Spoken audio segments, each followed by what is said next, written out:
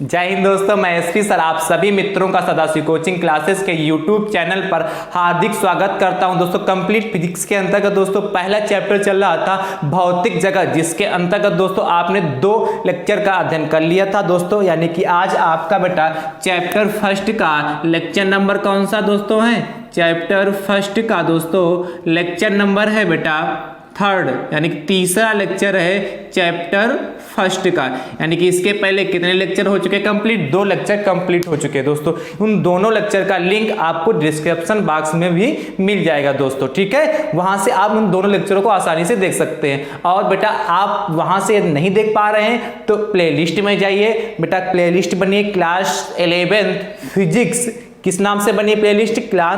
Class 11th physics unit first physical world and measurement, इस नाम से प्लेलिस्ट बनी। उस पर क्लिक करिएगा। क्लिक करते ही सारे लेक्चर जो आपके सीरियल वाइज प्रोवाइड हो जाएंगे दोस्तों, ठीक है। आज की क्लास स्टार्ट करने से पहले आज का मोटिवेशनल कोटेशन बेटा है, अगर मेहनत आदत बन जाए, अगर मेहनत आदत बन जाए तो कामयाबी मुकद्दर बन जाती दोस्तों। तो कामयाबी मुकद्दर बन जाती, कहने का मतलब है यदि आपकी मेहनत आदत बन जाए, ठीक है। जैसे क्या घूमना टहलना, आपका क्या कुछ लोगों की आदत होती है कि हमको घूमना जरूर है, हमको मोबाइल 2 घंटा जरूर चलाना है, मोबाइल हमको 4 घंटे जरूर चलाना है, तो कुछ लोगों की आदत बन जाती है ना ये कार्य हमको करना। इसी प्रकार अदर आदत जो आपके लिए नकारात्मक है, जो आपके भविष्य को चौपट कर रही, बर्बाद कर रही, ऐसी आदतों को आप त्याग कर आदत ऐसी बनाइए जो आपको सफलता की ओर ले जाए। बात समझ पा रहे हैं? इसीलिए कहा अगर मेहनत आदत बन जाए, और यदि आपकी जो मेहनत है आपकी आदत बन गई, आपकी हैबिट बन गई कि आप में क्या है, बगैर मेहनत के हम कुछ करेंगे नहीं, बगैर मेहनत के कुछ हम करेंगे नहीं। तो यदि आपकी मेहनत बन जाएगी, आपकी आदत, यानी कि आप रेगुलर पढ़ाई करते हैं, पढ़ाई कब करेंगे? यानी कि यदि आप मेहनत करते हैं ना, पढ़ाई तब भी सक्सेस होगी। यानी कि जब पढ़ेंगे तभी आप, जब आप रेगुलर मेहनत करेंगे। इसलिए यदि आप रेगुलर मेहनत करेंगे तभी आपके जीवन आगे का क्या होगा? खुशहाल होगा। तभी तो आप सक्सेस होंगे, तभी आप अपने लक्ष्य को प्राप्त करेंगे। और यदि आपकी मेहनत आपकी आदत बन गई तो 100% मैं विश्वास दिलाता हूं तो आपकी कामयाबी जो होगी आपकी मुकद्दर बन जाएगी। तो कामयाबी दौड़ के आपके पास आएगी, क्योंकि आप क्या है? मेहनती हैं। और यदि आप मेहनती हैं तो आप किसी भी फील्ड में, जिस फील्ड में आप जाना चाहते हैं, सभी छात्र वो ईमानदारी के साथ 100% आप उस फील्ड में पहुंच जाएंगे और जिस लक्ष्य को, जिस गोल आपने बनाया होगा उस गोल को आसानी से प्राप्त कर लेंगे। लेकिन मेहनत वर्ड भले आपको भले ही छोटा दिख रहा है, जो आपका शब्द भले ही छोटा दिख रहा है, लेकिन इसका मतलब बहुत बड़ा है। इस मेहनत शब्द का अर्थ मतलब बहुत बड़ा है, क्योंकि यदि आप मेहनत करेंगे तो 100% अपने सक्सेस को प्राप्त करेंगे, अपने लक्ष्य को प्राप्त करेंगे, अपने गोल को प्राप्त करेंगे। और तो जो आपकी कामयाबी आपकी मुकद्दर बन जाएगी, दौड़ के आपके पास चल के आएगी दोस्तों, ठीक है। तो इसी जोश तथा इसी उम्मीद के साथ दोस्तों आज की क्लास स्टार्ट करते हैं दोस्तों। आज की क्लास का मुख्य टॉपिक दोस्तों है संरक्षण नियम। क्या दोस्तों? संरक्षण सिद्धांत। आज की क्लास का दोस्तों जो मुख्य टॉपिक है संरक्षण सिद्धांत दोस्तों। इस पे बात करते हैं, किस पे? संरक्षण सिद्धांत पे दोस्तों। तो संरक्षण सिद्धांत का कहने का मतलब दोस्तों, पहले डाल लीजिए संरक्षण सिद्धांत, उस पे बात करते हैं। सबसे पहले से संरक्षण सिद्धांत होते क्या है, ठीक है, और कितने प्रकार के संरक्षण सिद्धांतों पे हमको बात करनी है दोस्तों, ठीक है। क्या संरक्षण सिद्धांत के कितने सिद्धांत हैं उन पे हमको बात करनी, ध्यान से देखिएगा बेटा। तो बेटा पहली हेडिंग क्या है? संरक्षण सिद्धांत।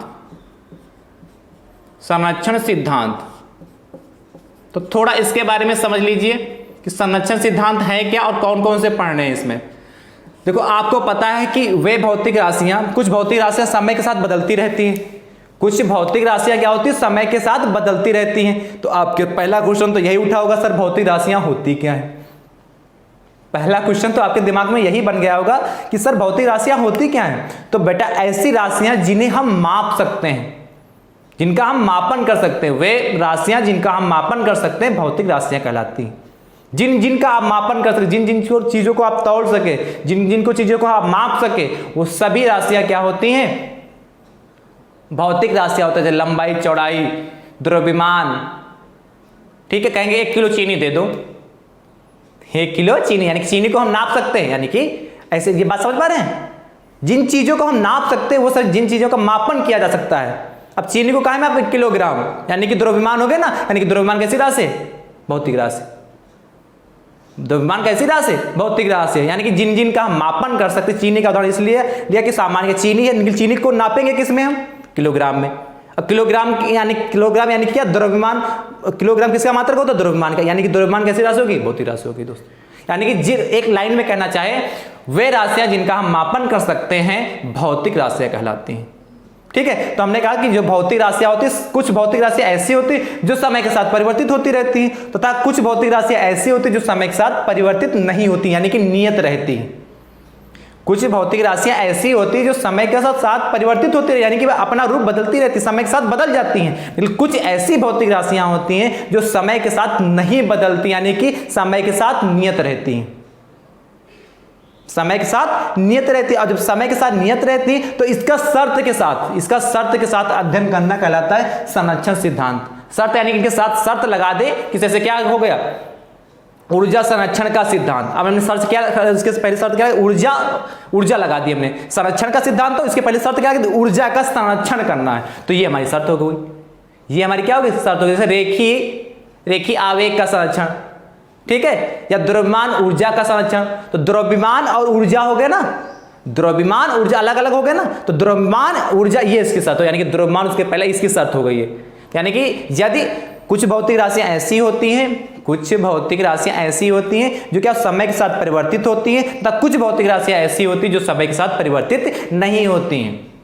तो जो भौतिक राशियां समय के साथ परिवर्तित नहीं होती वो कैसी होती? वो भौतिक राशियां नियत होती हैं। ऐसी भौतिक राशियां कैसी होती? नियत होती हैं, और इनका शर्त के साथ अध्ययन करना क्या कहलाता है? संरक्षण सिद्धांत कहलाता है। तो बेटा बात करते हैं कि संरक्षण सिद्धांत होते, मतलब ये तो लिख समझ लिया क्या क्या होता संरक्षण सिद्धांत। अभी कितने प्रकार का संरक्षण सिद्धांत, कितने संरक्षण सिद्धांतों का अध्ययन करता है उस पर बात कर लेते हैं। तो पहली लाइन लिख लीजिएगा कि संरक्षण सिद्धांत निम्नलिखित हैं। संरक्षण सिद्धांत निम्नलिखित हैं।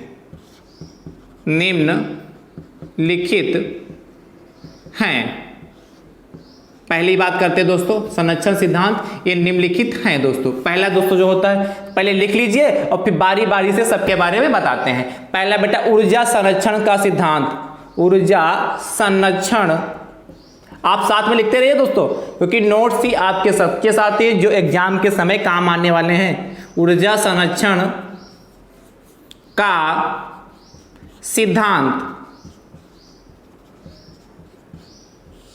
Conservation of energy. दूसरा बेटा था आवेश संरक्षण का सिद्धांत। आवेश संरक्षण का सिद्धांत। तीसरा बेटा है रेखीय आवेश संरक्षण का सिद्धांत। तीसरा बेटा रेखीय संवेग संरक्षण का सिद्धांत। रेखीय संवेग संरक्षण का सिद्धांत। रेखीय संवेग संरक्षण का सिद्धांत।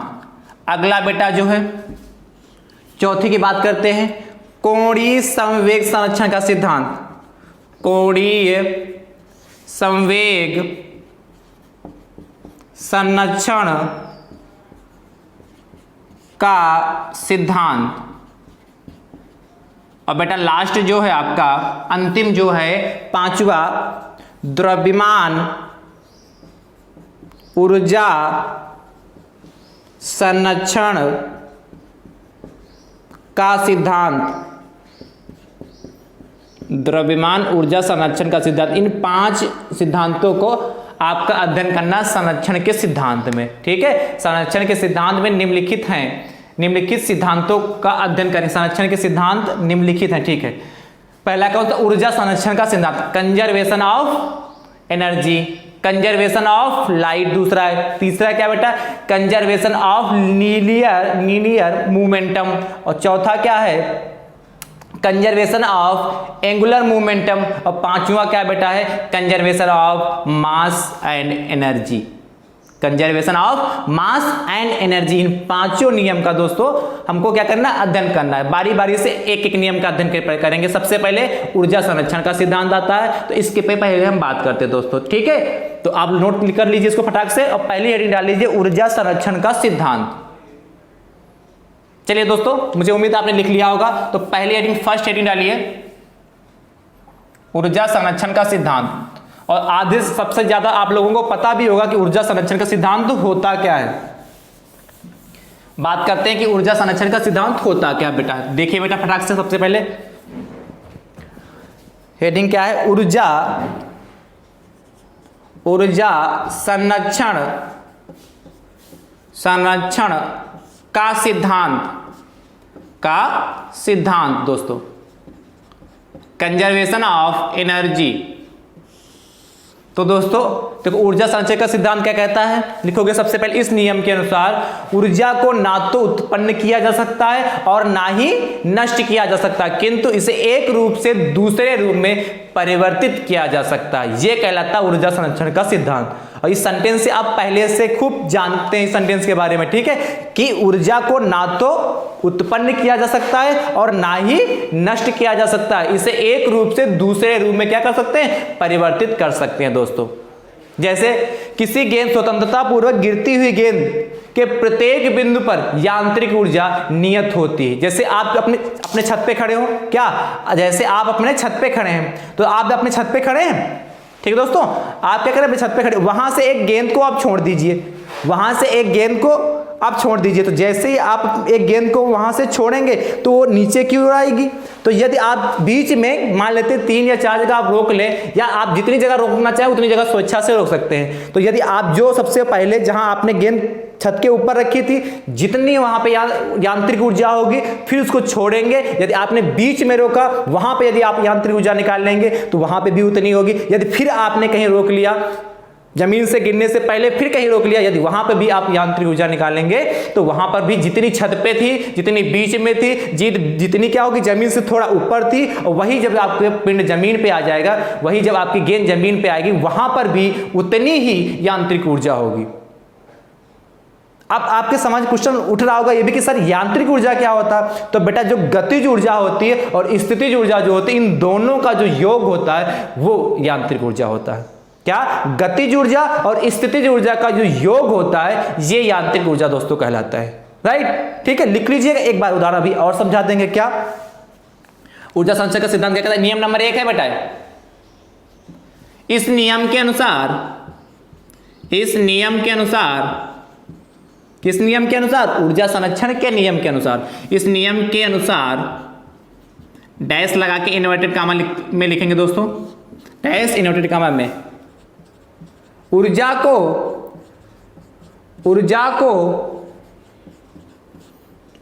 ना तो नष्ट, ऊर्जा को ना तो नष्ट किया जा सकता है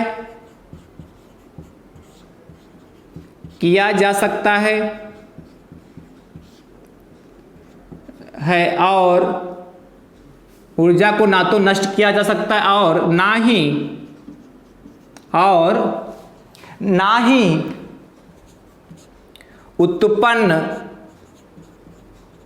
उत्पन्न किया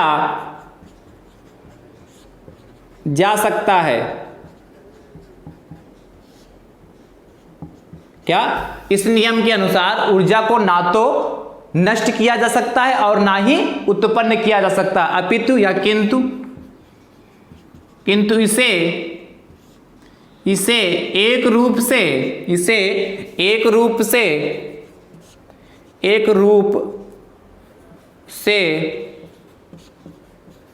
दूसरे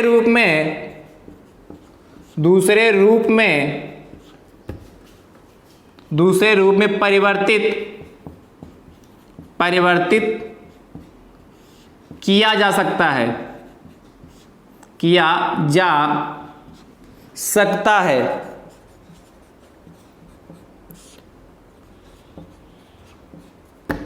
ठीक है।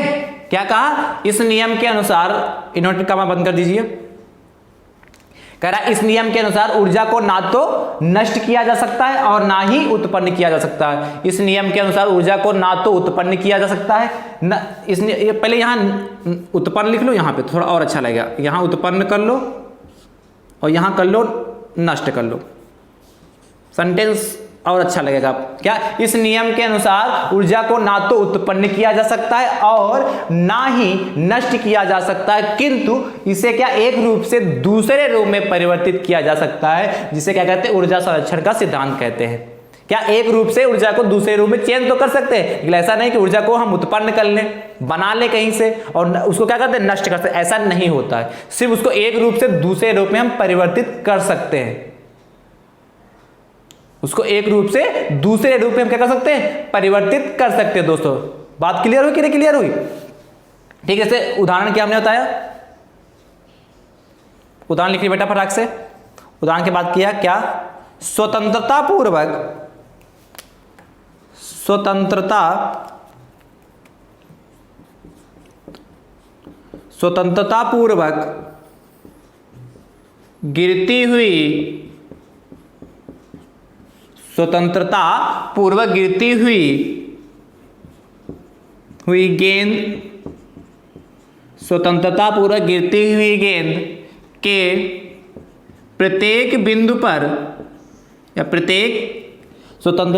गिरती हुई गेंद के प्रत्येक बिंदु पर या प्रत्येक स्थान पर, ऐसे कर सकते हो, प्रत्येक स्थान पर यांत्रिक ऊर्जा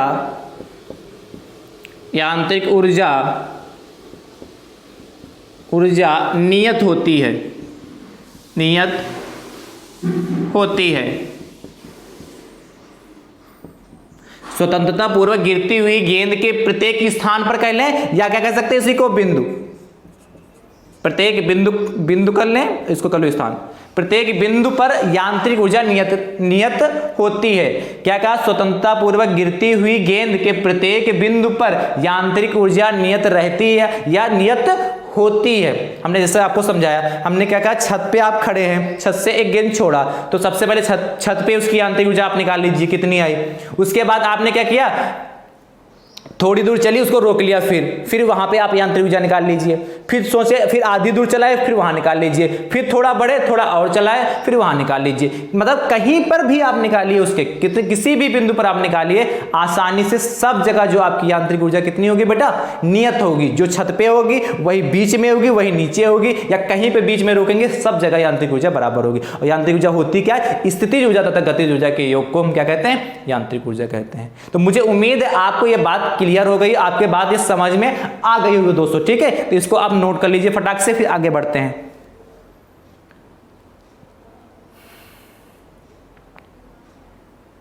मुझे उम्मीद है आपने लिख लिया होगा। दोस्तों आप शेयर करते रहिए, ठीक है। जब पढ़ाई में आपको इंटरेस्ट आ रहा, मजा आ रहा, पढ़ाई में पढ़ने में समझ में आ रहा, तो जम के एक बार शेयर करिए आप सभी साथ, ठीक है। और जितने लोग वीडियो देख लें उस सभी लोग क्या कर रहे हैं, लाइक जरूर दोस्तों को जरूर करें आप सभी। और यदि आप हमारे YouTube चैनल पर नए हैं तो हमारे YouTube चैनल को सब्सक्राइब जरूर कर लें, जिससे क्या होता, आपको आगामी वीडियो का नोटिफिकेशन सबसे पहले प्राप्त होगा दोस्तों। चलिए अगली बात करते हैं, आवेश संरक्षण का नियम। दूसरी नहीं डालिए बेटा, आवेश संरक्षण का नियम। किससे बात करनी, आवेश संरक्षण का नियम। आवेश संरक्षण का नियम बेटा कौन सा है, दूसरा पॉइंट है, आवेश संरक्षण का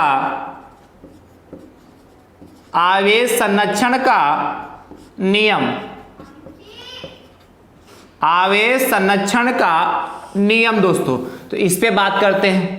तो किसी विलगित निकाय का जो कुल आवेश होता है वो नियत होता है दोस्तों। क्या, किसी विलगित निकाय का कुल आवेश नियत होता दोस्तों। बात समझ में आई कि नहीं समझ में आई? तो इस पे लिख लीजिए, इस नियम के अनुसार, इस नियम के अनुसार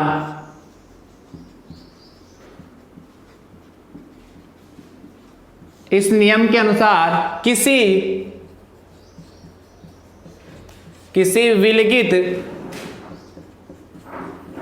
विलगित निकाय का निकाय का कुल आवेश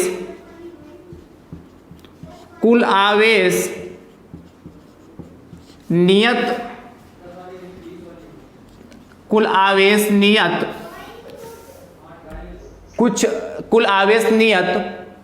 इस नियम के अनुसार डैश लगा के इन्वर्टेड कॉमा लिखते हैं क्या, किसी विलिखित निकाय का कुल आवेश नियत होता है, नियत रहता, चलो लिख लो, नियत रहता है।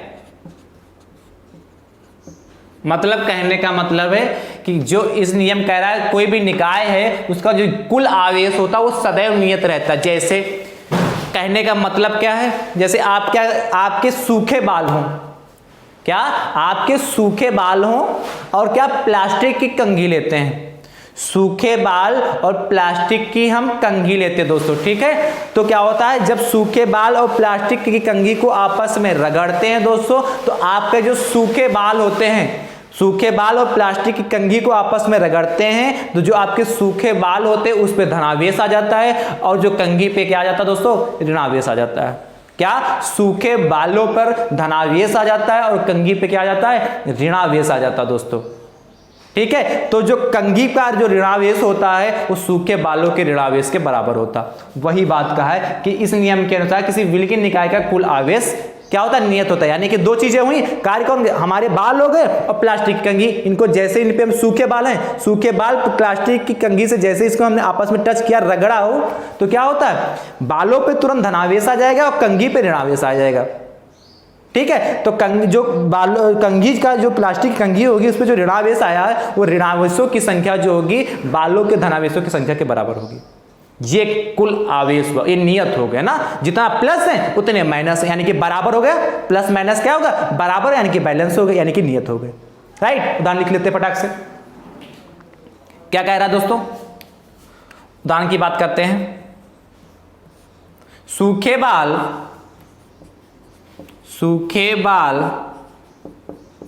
तथा प्लास्टिक की कंघी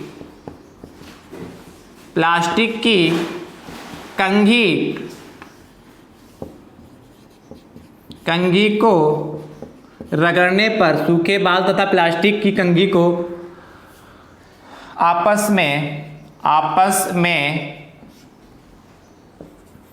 रगड़ने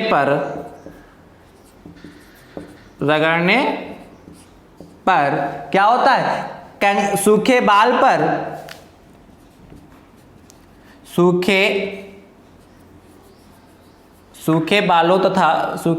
तथा प्लास्टिक की कंघी को आपस में रगड़ने पर सूखे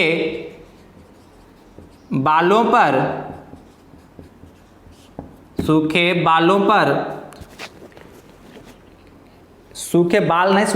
कर लो, थोड़ा बहुवचन बनाओ कि बाल एक थोड़ा होगा, तो सूखे बालों तथा प्लास्टिक की कंघी को आपस में रगड़ने पर सूखे बालों पर धनावेश तथा कंघी पर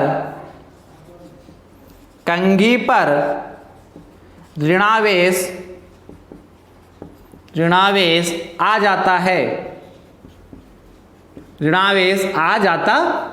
है, क्या कहा, सूखे बालों तथा प्लास्टिक की कंघी को आपस में रगड़ने पर सूखे बालों पर क्या धनावेश तथा कंघी पर ऋणावेश आ जाता है। कंघी का ऋणावेश किसके बराबर होता है, सूखे बालों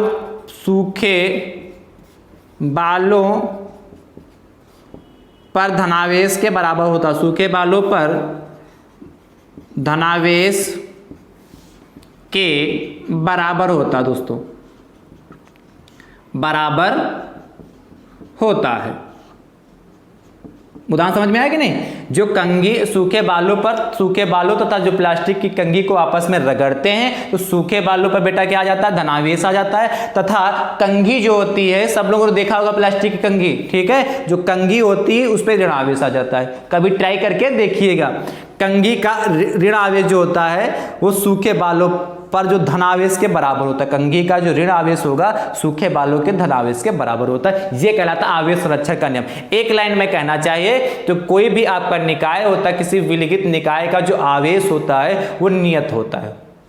क्योंकि यहीं से स्पष्ट है आवेश का संरक्षण, इसका मतलब आवेश संरक्षण का जो नियम का बात कर रहा है, ये क्या लिखा, आवेश संरक्षण का नियम, कंजर्वेशन करना है उसका, संरक्षण करना है उसका, कंजर्वेशन करना है यानी कि संरक्षण, आवेश का संरक्षण करना है यानी आवेश को नियत करना ही क्या कहलाता है, आवेश संरक्षण का नियम। वही तो लिखा है, किसी विलिखित निकाय का कुल आवेश नियत रहता है। यहीं से नाम से ही स्पष्ट है, डिफिनेशन लिखवाने की कोई जरूरत नहीं है कि किसी विलिखित निकाय का कुल आवेश नियत रहता है, किसी विलिखित निकाय का कुल आवेश नियत रहता है, बस हो गया, कोई दम नहीं इसमें दोस्तों। ठीक है, चलिए नोट कर लीजिए। फिर नियम नंबर 3 की ओर चलते हैं। नियम नंबर 3 की बात करते हैं दोस्तों। हो गया, तो मुझे उम्मीद है आपने लिख लिया होगा। अगला नियम बात करते हैं रेखीय संवेग संरक्षण का नियम। रेखीय संवेग संरक्षण का नियम, रेखीय संवेग संरक्षण का नियम पे बात करते हैं दोस्तों। तो दोस्तों देखिए, रेखीय संवेग संरक्षण का नियम क्या होता है उस पे हम लोग आप बात करें तो तीसरी हेडिंग डाल लीजिए, रेखीय संवेग संरक्षण का नियम। रेखीय संवेग संरक्षण का नियम। दोस्तों चलिए इस पे बात करते कि रेखीय संवेग संरक्षण का नियम, यानी कहने का मतलब है संरक्षण वर्ड लगा इसमें, तो यानी किसका संरक्षण करना है, रेखीय संवेग का संरक्षण करना है, लीनियर मोमेंटम का संरक्षण दोस्तों करना है। बात समझ में आई? तो दोस्तों आप पहले लिख लीजिए, उसके बाद समझाते हैं। यदि कणों के निकाय पर कार्य करने वाले यदि कणों के निकाय पर कार्य करने वाले बल का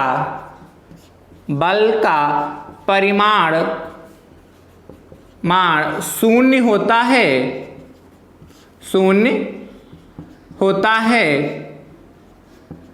यदि कणों के निकाय पर कार्य करने वाले बल का परिमाण शून्य होता है तो निकाय का, दोस्तों इसके पहले आप लगा लीजिएगा इस नियम के अनुसार, फिर डैश करके इन्वर्टेड कॉमा में अपने आप लिख लीजिएगा। यदि कणों के निकाय पर कार्य करने वाले बल का परिमाण शून्य होता है तो निकाय का क्या संरक्षित रहता है, रेखीय संवेग। क्या लिखा डिफिनेशन में, रेखीय संवेग। तो निकाय का रेखीय संवेग संरक्षित रहता है, राइट। तो निकाय का रेखीय संवेग संरक्षित रहता है।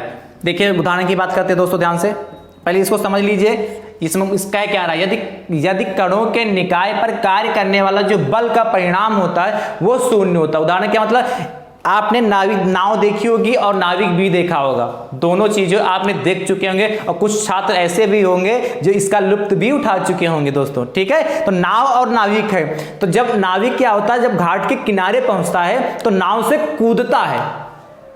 कभी देखा, नाव से कूदता है, तो नाविक जब नाव से कूदता है तो नाविक तो क्या चला जाता है, आगे की ओर जाता है, और नाव दोस्तों क्या चली जाती है, पीछे की ओर चली जाएगी। यानी कि जितने बल से नाविक ने कुछ बल लगाया होगा, कूदेगा तो कुछ बल लगाएगा, जाहिर सी बात कुछ ना कुछ तो बल लगाएगा। जब नाविक ने एक बल लगाया, कूदा, तो क्या आगे की ओर चला गया, और उतना ही बल दोस्तों नाव के पीछे लगता है, इसलिए तो नाव पीछे की ओर भागती नहीं। बात समझ में, कहने का मतलब जैसे जब नाव घाट के किनारे आई तो नाविक कूदा, तो यदि मान लेते हैं नाविक जब कूदा हो तो उसको कूदने में 5 न्यूटन का बल लगा, ठीक है, तो नाव भी 5 न्यूटन के बल से पीछे की ओर भागती है।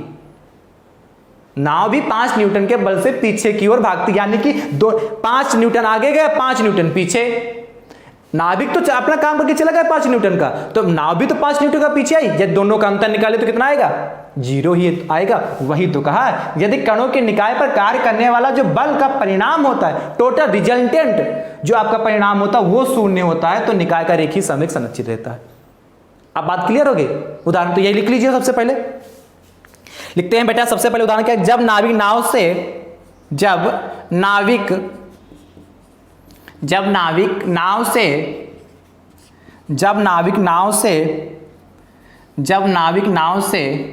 क्या करता है, कूदता है। जब नाविक नाव से कूदता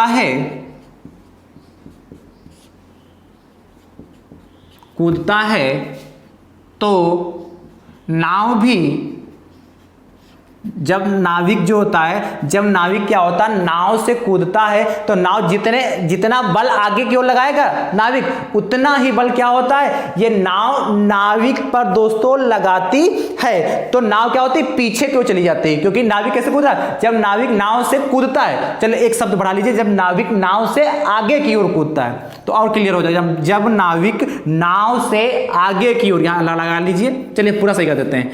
जब नाविक नाव से आगे की ओर कूदता है तो दोस्तों क्या होता, नाव पीछे की ओर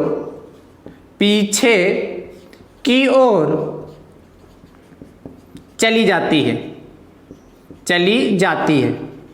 राइट, कुछ थोड़ा बहुत पढ़ा कि नहीं, बोलो दोस्तों। हमने कहा जब नाविक नाव से आगे की ओर कूदता है तो नाव पीछे की ओर चली जाती है। कहने का मतलब दोस्तों, यदि नाविक नाव से कूदा तो जो नाविक नाव से कूदता है तो जब घाट के किनारे होगा तो क्या होगा, उसका फोर्स, जितने फोर्स से वो आगे जाएगा उतने ही फोर्स से वो पीछे की ओर आएगा। इसलिए जितने फोर्स से आगे गया उतने फोर्स से वो नाव पीछे की ओर गई। तो दोनों का यदि हम परिणाम निकालें तो क्या जीरो आएगा कि नहीं आएगा। जैसे हमने अभी 5 का उदाहरण लिया, 5 न्यूटन का, 5 न्यूटन से नाविक आगे की ओर कूदा और नाव 5 न्यूटन से पीछे की ओर गई। अब दोनों का अंतर निकालें तो कितना आएगा दोस्तों, जीरो ही तो आएगा। यही चीज इसमें बताएगी रेखीय समवेग संरक्षण का नियम, कंजर्वेशन ऑफ लीनियर मोमेंटम में बताएगा दोस्तों। राइट, यदि कोई प्रकार की समस्या हो दोस्तों तो आप तुरंत कमेंट करके अपने भाई से निसंकोच दोस्तों पूछ सकते हो दोस्तों। ठीक है, नोट कर लीजिए।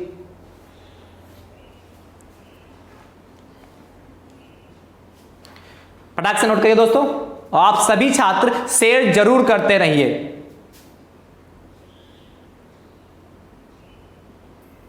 ठीक दोस्तों, तो आप रब करते, मुझे उम्मीद है आपने नोट कर लिया होगा दोस्तों। तो अगली हेडिंग बेटा डाली, कौन सा नियम नंबर, कौन सा, 4।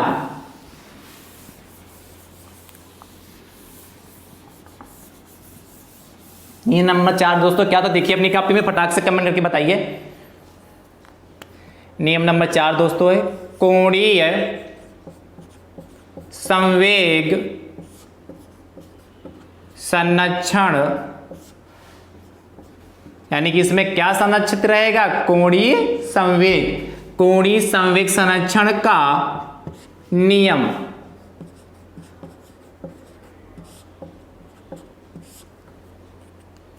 लिख लीजिए, फिर समझाते हैं। इस नियम के अनुसार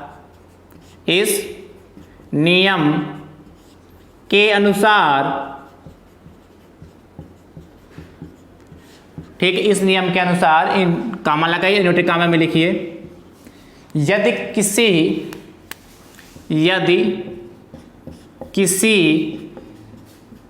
किसी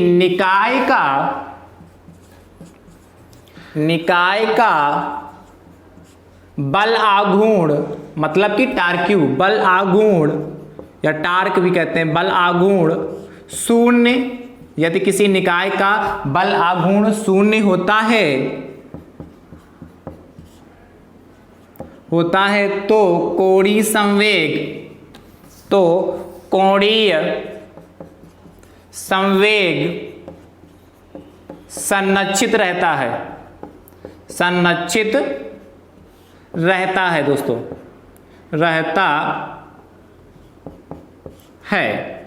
राइट दोस्तों, क्या कहा, इस नियम के अनुसार यदि किसी निकाय का बल आघूर्ण शून्य होता है तो कोणीय संवेग संरक्षित रहता है। और जैसे ही आपने बल आघूर्ण का नाम सुना, दिमाग में क्या प्रश्न उठने लगा, सर बल आघूर्ण होता क्या है। तो बिल्कुल व्यवहारिक भाषा में समझिए, क्योंकि हमने बताया था फिजिक्स को बिल्कुल हम व्यवहारिक भाषा से ही सिखाएंगे आपको। बल आघूर्ण क्या होता है, मान लेते आपने देखा होगा ये हम मान लेते हैं एक सेंटर है और इसके चारों तरफ ये घूमता है, ये ऐसे, इसके बारे में जानते हैं आप सब, ऐसे घूमते हैं। मान लो 3 पत्ती का, चलिए 3 पत्ती लगी हैं, 3 पत्ती लगी इसमें, ठीक है। आप क्या कहते हैं, यदि इस पे हम फोर्स लगाएंगे इस पे, तो अब मान लेते हैं ये है इसकी अक्ष, ये इसकी अक्ष है, क्या ये अक्ष है, और इस अक्ष के चारों तरफ ये डिजाइन लगी, जैसे एक ये लगा, ये अच्छा, एक इधर लगा, ऐसा ही एक इधर लगा, एक ऐसे लगा, 3 लग गए, 3 ऐसे लग सकते हैं। और फिर क्या इसको हम घुमा दें, एक को टिक करें, क्योंकि 4 21 है, इसमें स्प्रिंग फिट होगा, तो ये ऐसे ऐसे घूमेगा, ऐसे ऐसे घूम गए। यानी कि एक लाइन में क्या कि बल आघूर्ण होता क्या, यानी कि अपने स्थान पे घूमना। जैसे बल के बाई चांस, जैसे हम क्या चल के आए हैं, चल के आ रहे हैं, ये हमने चल के यहां से, जैसे बोर्ड से हम आगे क्यों चल के आए आपके पास, तो ये चल के जब आए तो कोई बल लगा, भाई बल तो लगा। अब बाई चांस क्या हो, हम अपने स्थान पे ऐसे घूम गए, हम अपने स्थान पे क्या घूम गए, तो जब घूम गए तब वहां पे बल आघूर्ण करता है, तब वहां पर बल आघूर्ण कार्य करता है। यानी कि घूमने पर बल आघूर्ण कार्य करता है। किसी वस्तु के किसी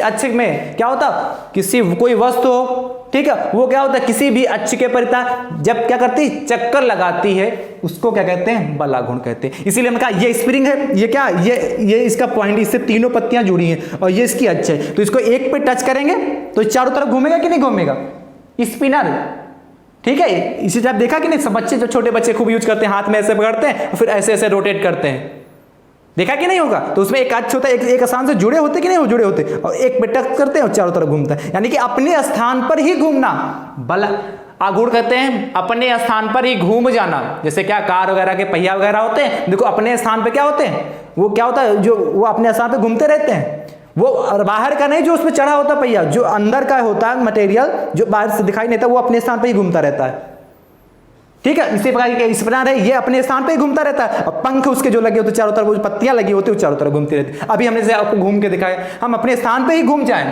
राउंड लगा दे अपने स्थान पे, तो वो बल आघूर्ण कहलाता है। तो यदि वो बल आघूर्ण शून्य होता है, तो गाय का जो कोणीय संवेग होता है वो क्या होता है, नियत रहता है।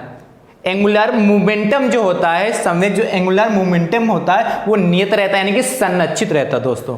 जैसे जब कोई तैराक तैरने के लिए कूदता है, क्या, जब कोई तैराक, उदाहरण क्या कहता है, देखिए उदाहरण पर बात करते हैं। जब कोई तैराक दोस्तों क्या है, तैरने के लिए कूदता है, तो जैसे तैरने के लिए कूदता है तो अपने पैर को क्या कर लेता, मोड़ लेता है।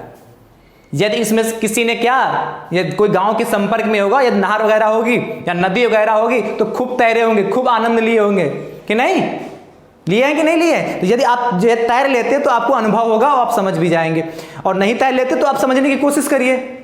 कैसे, यदि कोई तैराक जब पानी में कूदता तो अपने पैरों को मोड़ लेता है, और फिर क्या होता है, जब पानी की सतह पे आ जाता फिर पैरों को फैला देता है। यानी कि पैरों को पहले जैसे मान लेते ये पैर हैं, अब ये मत कहिए सर ये तो हाथ हैं, मान लेते हैं कि ये हमारे पैर हैं, ये दोनों पैर हमारे हो गए, ठीक है। अब जैसे हम पानी में कूदेंगे तो पानी के अंदर जाएंगे, तो ये जो हमारे पैर थे तुरंत ऑटोमेटिक ऐसे मुड़ जाएंगे, और जैसे हम पानी की सतह पर आएंगे वैसे पैर खुल जाएंगे। तो यानी कि पैर मुड़े और पैर खुले, तो इस बीच में जो हमारा बल आघूर्ण होता है शून्य हो जाता है, ठीक है, राइट। पहले लिख लीजिए, कोई समस्या तो तुरंत कमेंट करिए। तैराक जब तैरने के लिए कूदता है, तैरने के लिए कूदता है, तैराक जब तैरने के लिए कूदता है, तो उस समय उसके पैर मुड़ जाते हैं। मतलब जब पानी में अंदर की ओर जाएगा तो उसके पैर मुड़ जाते हैं। पानी की सतह पर आने पर पानी की, यानी कि वही जो जल भरा होगा, वाटर होगा, उसी पानी की सतह पर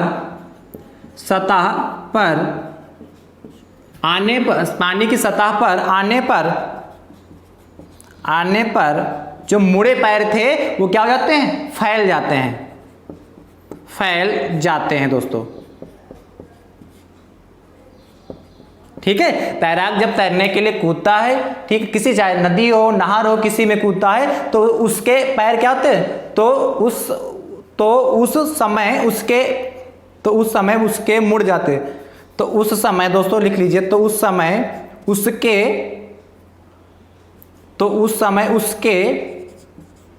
पैर मुड़ जाते हैं। तैराक जब तैरने के लिए कूदता है तो उस समय उसके पैर क्या होते हैं दोस्तों, मुड़ जाते हैं और पानी की सतह पर आने पर पुनः क्या हो जाते हैं, फैल जाते हैं दोस्तों। तो ये क्या होगा, यानी कि बलागुण यहाँ पे क्या होगा, शून्य हो गया दोस्तों, राइट। यानी कि क्या हुआ, जैसे अपने स्थान पे घूमे, जहां से चले वहां पे पहुंच गए, है कि नहीं। चलिए नोट कर लीजिए फटाक से। फिर अगले नियम की बात करते हैं। लास्ट अंतिम नियम कौन सा दोस्तों है, नियम नंबर 5 और अंतिम नियम है। और खुशखबरी आपको अभी से बता दें कि थोड़ा रुक के बताएं, थोड़ा रुक के बताते हैं। नियम नंबर 5 पढ़ा लेते हैं, सिखा देते हैं, उसके बाद आपको एक खुशखबरी बताते हैं अभी। चलिए हो गया, मुझे उम्मीद है आपने लिख लिया होगा दोस्तों। अगली हेडिंग डालते हैं बेटा, द्रव्यमान ऊर्जा संरक्षण का नियम। द्रव्यमान ऊर्जा संरक्षण का नियम।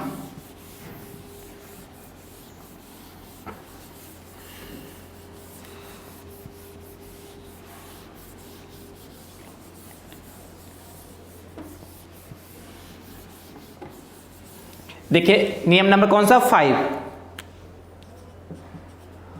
द्रव्यमान ऊर्जा का सिद्धांत। द्रव्यमान ऊर्जा का सिद्धांत।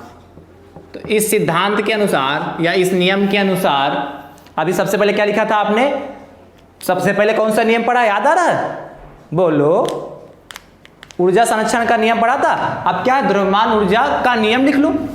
चलो नियम कर लेते, द्रव्यमान ऊर्जा का नियम, क्योंकि सब में तो आपने नियम लगाया। द्रव्यमान ऊर्जा का नियम क्या होता है, देखिए तो बेटा द्रव्यमान ऊर्जा का नियम कहता है क्या है, तो सबसे पहले लिख लीजिए, उसके बाद समझाते तो ज्यादा क्लियर होगा। इस नियम के अनुसार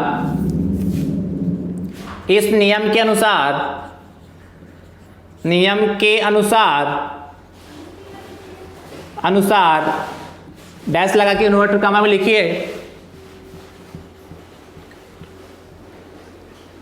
इस नियम के अनुसार जो द्रव्यमान और दोस्तों जो ऊर्जा होती है, इस नियम के अनुसार जो द्रव्यमान और ऊर्जा जो होती है वो क्या होती है, इस नियम के अनुसार जो आपकी जो ये द्रव्यमान है और ऊर्जा जो होती है, इन दोनों में क्या होता है, ये नियम कहता है कि द्रव्यमान जो ऊर्जा होती है एक ही होता है। तो दोस्तों लिखते क्या है, द्रव्यमान तथा ऊर्जा, द्रव्यमान तथा ऊर्जा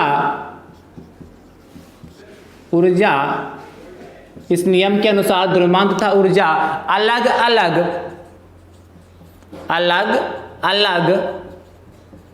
भौतिक राशि नहीं है। और भौतिक राशि भी हमने बताया था नहीं है, यानी कि जिसे मापा जा सके, जिसका क्या मापन किया जा सकता है, वही राशियां भौतिक राशियां कहलाती। क्या इस नियम के अनुसार द्रव्यमान तथा ऊर्जा अलग अलग भौतिक राशियां नहीं है, बल्कि एक ही राशि के दो रूप हैं। एक ही राशि के दो रूप हैं, अर्थात कहने का मतलब है एक ही राशि के क्या है, दो रूप हैं। यानी कि द्रव्यमान को ऊर्जा में तथा ऊर्जा को द्रव्यमान में परिवर्तित किया जा सकता है। क्या, द्रव्यमान को इसके आगे लिख लीजिए, द्रव्यमान को ऊर्जा में तथा, बल्कि एक ही राशि के दो रूप हैं, द्रव्यमान को ऊर्जा में तथा ऊर्जा को द्रव्यमान में परिवर्तित किया जा सकता है, परिवर्तित किया जा सकता है, परिवर्तित किया जा सकता है। क्या कहा, इस नियम के अनुसार द्रव्यमान तथा ऊर्जा अलग अलग भौतिक राशियां नहीं हैं, बल्कि एक ही राशि के दो रूप हैं। राशि एक ही नहीं कि उनके अलग अलग दो रूप हैं, यानी कि बल्कि एक राशि के दो रूप हैं। द्रव्यमान को ऊर्जा में दोस्तों हम परिवर्तित कर सकते हैं और ऊर्जा को हम द्रव्यमान में परिवर्तित कर सकते हैं। तो द्रव्यमान ऊर्जा को आपस में यदि हम परिवर्तित कर सकते हैं तो इसके लिए कोई ना कोई फार्मूला होगा, और आपका चिर परिचित फार्मूला है जिसको आप खूब अच्छे से जानते हैं, क्या E बराबर mc²। क्या लिख लेते हैं, यदि द्रव्यमान m, यदि द्रव्यमान क्या है, द्रव्यमान m तथा ऊर्जा E है, तथा ऊर्जा कितनी है, यदि द्रव्यमान m तथा ऊर्जा E है, कैपिटल E। ऊर्जा को इंग्लिश में क्या कहते हैं, एनर्जी कहते हैं दोस्तों कि नहीं, ऊर्जा को इंग्लिश में एनर्जी कहते हैं, इसलिए E से लिखा, और द्रव्यमान को इंग्लिश में मास कहते हैं इसलिए m से लिख दिया। तो दोस्तों क्या होता है, एक आप क्वेश्चन खूब पढ़ते हैं, E बराबर mc²। क्या E बराबर mc², खूब पढ़ा दोस्तों, पढ़ा कि नहीं, खूब सीखा है। यानी कि यदि आपको देखो क्या निकालना है, द्रव्यमान में जाना है, तो आपको E पता हो, C पता हो। C दोस्तों होती है निर्वात में प्रकाश की चाल। C क्या होती है, निर्वात में प्रकाश की चाल होता है। E यहाँ क्या है, ऊर्जा है, m क्या द्रव्यमान, C क्या है निर्वात में प्रकाश की चाल होती। यदि आपको पता है निर्वात में प्रकाश की चाल नियत होती कितनी होती, 3 × 10⁸ होती। यानी कि यदि आपको E पता है तो फटाक से हम यहाँ से m निकाल सकते हैं, और यदि आपको m पता है तो E निकाल सकते हैं। यही तो लिखा था, द्रव्यमान को ऊर्जा में तथा ऊर्जा को द्रव्यमान में परिवर्तित किया जा सकता है। और यहाँ इस फार्मूले से भी तो ये स्पष्ट हो रहा है, क्योंकि C का मान तो नियत होता है 3 × 10⁸ मीटर/सेकेंड होता है। तो निर्वात में प्रकाश की चाल यही तो होती है, पहले लेक्चर निर्वात में प्रकाश की चाल यही तो होती है दोस्तों।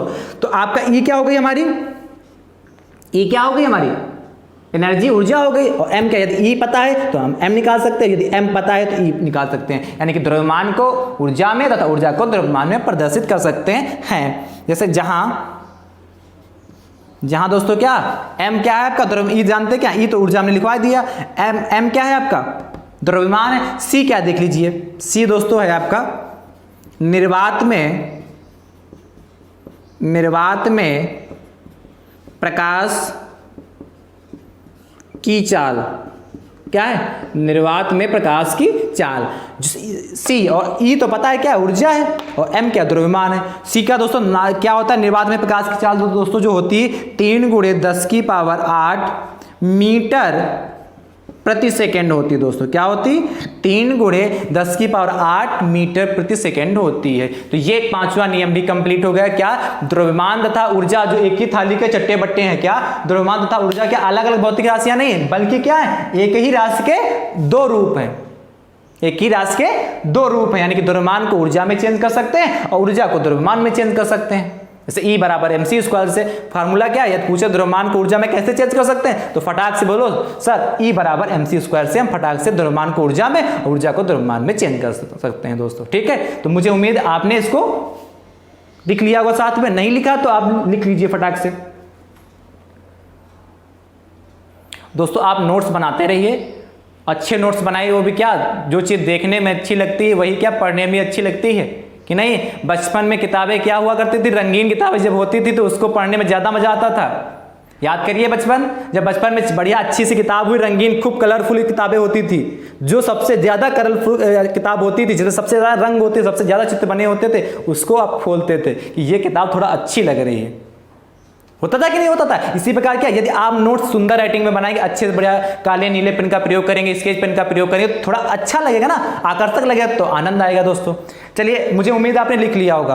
दोस्तों हमने कहा था आज आपके लिए खुशखबरी है, तो खुशखबरी क्या है, बड़ी बेसब्री से इंतजार होगा कि नहीं। खुशखबरी दोस्तों क्या है कि आपका जो पहला चैप्टर चल रहा था भौतिक जगत, फिजिकल वर्ल्ड चल रहा था, वो आज समाप्त हो गया। तो कई बच्चों के दिमाग में क्वेश्चन होगा, सर तीसरा लेक्चर और चैप्टर समाप्त। हाँ दोस्तों, तीसरा लेक्चर में बस इतना ही पढ़ना था आपको। भौतिक जगत में जितना पढ़ना था वो हमने बता दिया। इससे आपको न्यूमेरिकल इसमें नहीं आता, कहीं भी कोई भी फार्मूला यूज हुआ, E बराबर mc² फार्मूला यूज हुआ, लेकिन इससे न्यूमेरिकल से मतलब नहीं है ना। तो इसमें पहले चैप्टर से आपके न्यूमेरिकल मिलने वाले हैं, सिर्फ थ्योरी मिलने वाली है। और जो हमने पहले दिन पढ़ाया था क्या, पहले दिन क्या बताया था दोस्तों, प्रकृति में मूल बल 4 बताए थे, प्रकृति में मूल बल 4 बताए थे, वो very very very most important है, और खासकर गुरुत्वाकर्षण बल और कौन सा, प्रबल नाभिकीय बल, इन दोनों को अच्छे से पढ़िएगा, और खासकर 1 नंबर के लिए बहुत इंपॉर्टेंट है। बाकी ये नियम भी कभी कभार पूछ लेते हैं, लेकिन वो दोनों ज्यादातर रिपीट होते हैं दोस्तों। तो ये खुशखबरी अच्छी लगी कि पहला चैप्टर समाप्त होगा, यानी कि कल से कौन सा चैप्टर स्टार्ट होने वाला, दूसरा चैप्टर स्टार्ट होने वाला है। इसलिए ज्यादा से ज्यादा संख्या में आपको लोग शेयर करिए, जिससे क्या कल आप सभी छात्र ज्यादा से ज्यादा संख्या में जुड़े, जिससे क्या मुझे भी आनंद आए कि हमारे भाई लोग पढ़ रहे हैं और ईमानदारी के साथ शेयर कर रहे हैं दोस्तों। इसलिए कल आप सभी छात्र ज्यादा से ज्यादा संख्या में जुड़िए। यदि आप सभी इनमें से कोई भी छात्र यदि नया है, हमारे YouTube चैनल पर नया है, तो हमारे YouTube चैनल को दोस्तों सब्सक्राइब सबसे पहले करें, बेल आइकन को सबसे पहले प्रेस कर लें, जिससे आगामी वीडियो का नोटिफिकेशन आप सभी छात्रों को सबसे पहले प्राप्त हो सके दोस्तों। थैंक यू सो मच दोस्तों, राधे राधे।